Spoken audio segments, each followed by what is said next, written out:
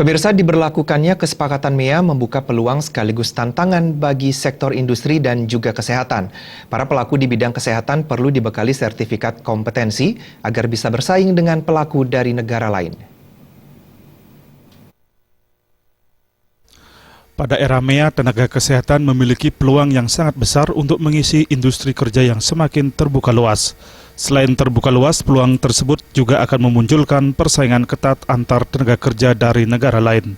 Sebab mereka juga akan ikut ambil bagian dalam bursa kerja yang ada di kawasan MEA. Karenanya dibutuhkan peningkatan kualitas SDM secara maksimal. Akademisi di bidang kesehatan Ketut Widyo mengatakan, untuk meningkatkan kualitas SDM di bidang kesehatan, perlu dilakukan pertukaran pelajar antar negara ASEAN.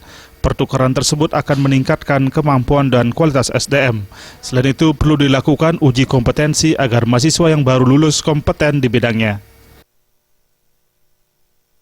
Untuk kita di Indonesia kan sudah mulai adanya uji kompetensi. Jadi mahasiswa kami sudah mengikuti uji kompetensi. Nah, dengan uji kompetensi itu kan mahasiswa yang lulus sudah dianggap kompeten terhadap itu.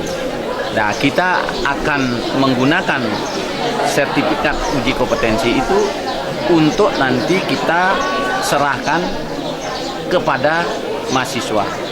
Mahasiswa akan menggunakan itu untuk mencari kerja.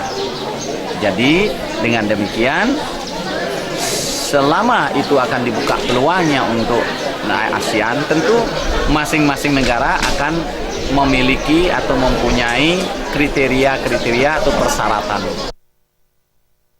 Agung Ria dan Ria